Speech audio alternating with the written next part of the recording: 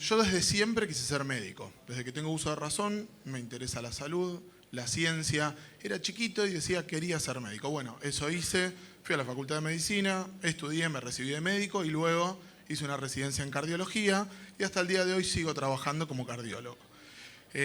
Más allá de eso, la tecnología fue un campo que siempre me interesó y fue allá por el año 2012 donde pensé en meterme en algo tecnológico e hice la residencia de informática médica en el Hospital Italiano de Buenos Aires. Viene la parte en la que le tengo que contar a mi mujer que otra vez tengo que ser residente. Si quieren, esa no se las cuento porque los voy a aburrir, pero terminé la residencia y la verdad es que descubrí que con la tecnología realmente se pueden hacer un montón de cosas que no solo desde lo asistencial son útiles para los pacientes. Es por eso que, a ver si esto... Bueno, es por eso que junto con Matías y Alejandro, mis socios en Omnia, fundamos Omnia Salud y estamos desde hace ya más de 5 años en el campo de la historia clínica electrónica y de los sistemas.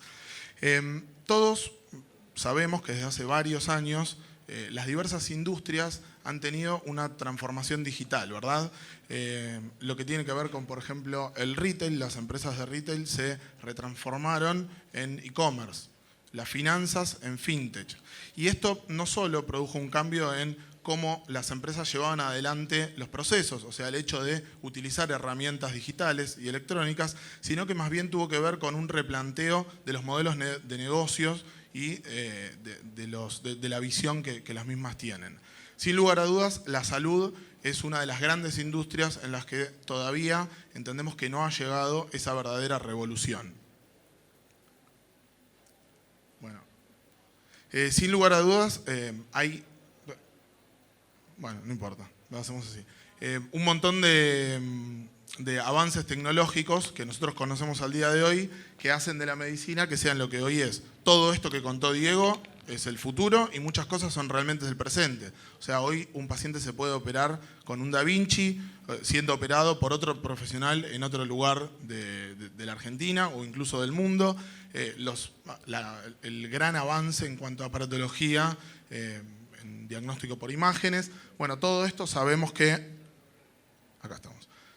Sabemos que son el presente, ¿sí? Pero cuando pensamos en cómo es nuestra relación con el médico, bueno, nos retrotrae a varios años atrás, ¿verdad? Hoy por hoy, si yo me quiero atender con un médico, bueno, puedo llamar por teléfono, pido un turno, llego a la consulta, me siento en la sala de espera.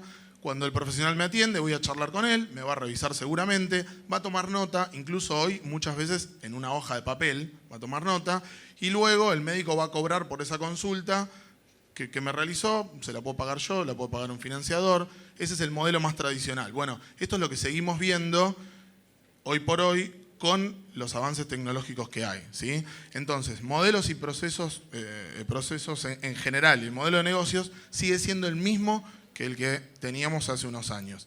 Y nuestro verdadero desafío es lograr, esto que se dijo que no había que decir mucho, pero lo vamos a decir, lograr la disrupción, ¿sí?, en la industria de la salud.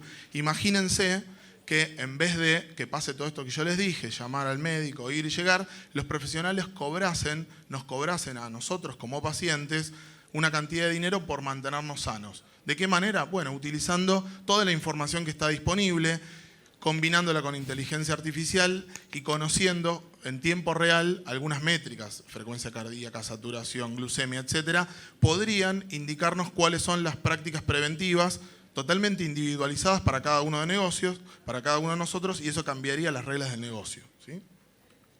La historia clínica, sin lugar a dudas, entendemos nosotros que es un poco el eje central de todo esto y es la llave y lo que posibilitaría que esto ocurra.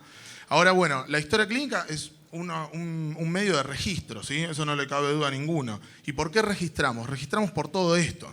Registramos porque tenemos que dejar una huella de lo que le hicimos nosotros al paciente y de qué constó en la atención. También registramos para comunicarnos con el equipo de salud, ¿sí? De forma sincrónica. Yo voy a dejar dicho qué es lo que hice para que el profesional que viene detrás mío entienda hacia dónde vamos y comunicarnos entre nosotros. Desde lo médico legal, sin lugar a dudas también es el respaldo en donde consta cada uno de nuestros actos y ante un eventual litigio que podamos tener con el paciente, este va a ser el soporte, ¿sí? Que va a servirle al paciente y fundamentalmente a nosotros para poder defendernos, ¿no? Y finalmente, para lo que es facturación, tiene que ver con poder cobrar nuestros actos que están debidamente registrados y, muy importante, el punto de la investigación, a través de lo que se ingresó en las historias clínicas, de los datos de los pacientes, crear y generar conocimiento científico. La historia clínica, como dijimos, surge en papel hace más de 1500 años, hay registros de hace muchísimo tiempo, pero en electrónica hace muy poquito que ocurre. Esto arranca ya por los años 60, un poco con la utilización de las computadoras personales. Digamos, hasta ese momento, imagínense que las computadoras eran una cosa gigante que estaba guardada en un cuarto, que la operaba un científico ruso. Bueno, esto empezó a pasar que las computadoras se hicieron más chiquitas y las pusieron a trabajar en diversas industrias, ¿sí? En los bancos, sin lugar a duda, y en los hospitales también. Esto empezó a pasar. Y se combina también con el concepto que acuñó Larry Weed, que Larry Weed era un médico de familia, que planteó un poco el concepto del problema, ¿sí? Y a partir de ahí, los médicos de familia están muy familiarizados con lo que se llama la historia clínica basada en problemas o orientada en problemas. Un poco la informática médica se basa en eso, toma algunos de estos conceptos y se lanzan las primeras historias clínicas electrónicas.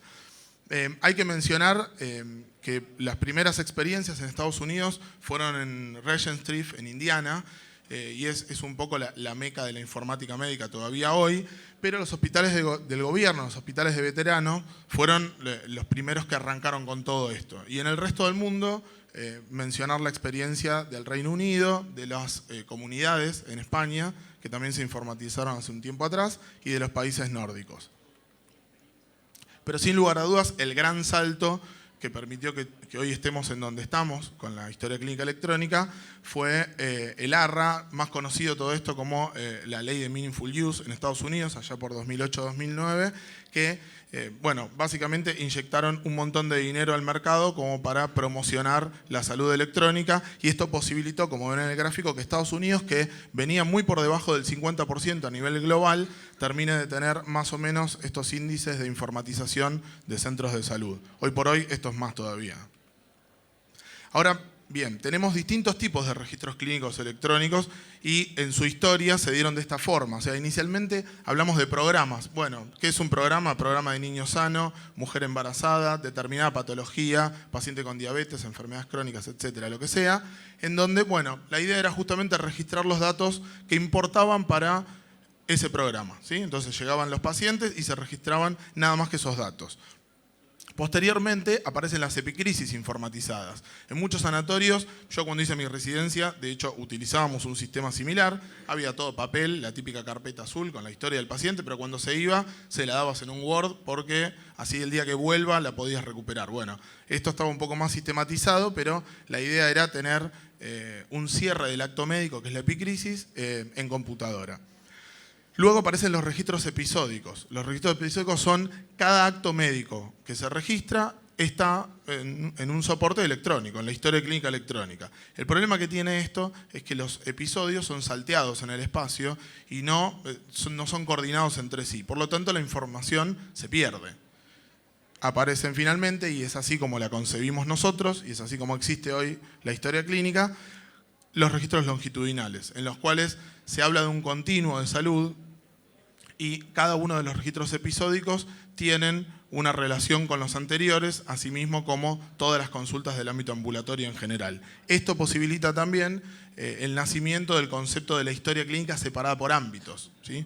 Teniendo en cuenta que son diferentes los contactos de salud entre lo que es internados, lo que puede ser la guardia, lo que puede ser el consultorio, hospital de día, internación domiciliaria, etcétera. Y bueno, obviamente, como la tecnología sigue avanzando y la historia clínica electrónica venía por un carril, la tecnología siguió avanzando y nos ayudó con todo esto. ¿Con qué? Bueno, básicamente con la interoperabilidad. Hablar de estándares en interoperabilidad, que algo se dijo al principio sobre esto, como HL7, CDA, FHIR, etcétera, nos posibilita que la historia clínica no sea un sistema que esté totalmente aislado sino que está más bien en un contexto de sistemas de información para la salud. Entonces, a través de estos estándares lo que podemos hacer es conectarnos con otros sistemas, por ejemplo, sistema de imágenes, sistema de laboratorios, y que la información fluya de un lado al otro. Todo lo referente a seguridad, bueno, posibilitaron básicamente que podamos pasar del papel al registro electrónico y que esto sea seguro. Firma electrónica, firma digital, blockchain, de todo esto van a hablar seguramente más adelante, pero es sumamente importante a la hora de guardar registros. Y me meto también, y lo relaciono con lo que tiene que ver la nube. Esto está muy en relación con, bueno, el concepto de no tener más la información físicamente alojada en un lugar que nosotros conocemos, sino más bien hacerla ubicua, como se dice, y tenerla 100% disponible y accesible estando en la nube. Los dispositivos móviles también contribuyen mucho a esto. Eso que dice ahí es Bring Your Own Device, es un concepto que estamos utilizando. En los años 60 decíamos que pasamos de una mega computadora a una computadora personal. Les diría que en el Hospital del Futuro ni siquiera va a haber computadoras porque todos ustedes tienen una computadora en la mano ahora, ¿sí? Entonces no hace falta que haya más computadoras, podrías entrar con tu dispositivo, loguearte a la red